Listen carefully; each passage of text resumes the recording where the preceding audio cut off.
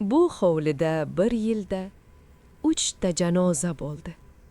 Keksa ota-onasi va keksa oqibat oldi. Ota-onasiz qolib, dod solardi farzandlar. Qolgan merosni bo'lib, tinchlandi oqpadarlar. Katta aka oila tirgak ustuni edi. Ukalarim hovlini bo'lib olamiz dedi. Turgan gapki kenjaga bu mashmasha yoqmasdi.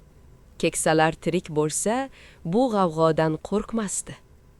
Uka dedi, ota-onamiz nasihat qilgan edi. Hovlini sotmanglar deb vasiyat qilgan edi. O'rtanchisi gap kesib, tanbeh berdi ukaga. Hovlini sotgan bilan qolmaymiz-ku ko'chada. Xullas, hovlini sotib tarqab ketdi 3 o'g'il. Yo'qlamay qo'ydi ular bir-birlarini necha yil. Oradan yillar o'tib, qishloqda gap tarqaldi.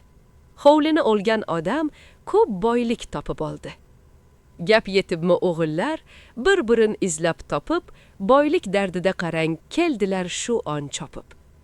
Otamizning merosini qaytarib bering aka. Biz qilaylik siz uchun xizmat bo'lsa qanaqa? Xo'jayin dedi, do'stlar, kech qoldingizlar biroz.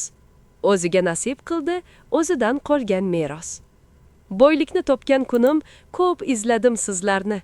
Topolmadim afsuski men hech birlaringizni. Ulardan shu qishloqda qolsin bir deb yodgorlik, olgan pulim bariga qurdirdim katta masjid. Masjidning nomini biz oqibat deb yozdirdik. Barcha qishloq ahliga sizlarni ibrat qildik.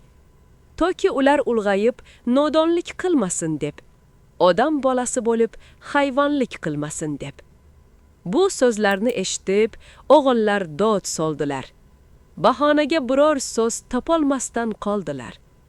Xullas oxiri qarang, haqiqat so'zim aytdi. Ota-ona oqibat mangu hayotga qaytdi. Haqiqatdan do'stlarim, hech qachon ko'z yummanglar. Ota-onaga qo'shib, oqibatni ko'mmanglar.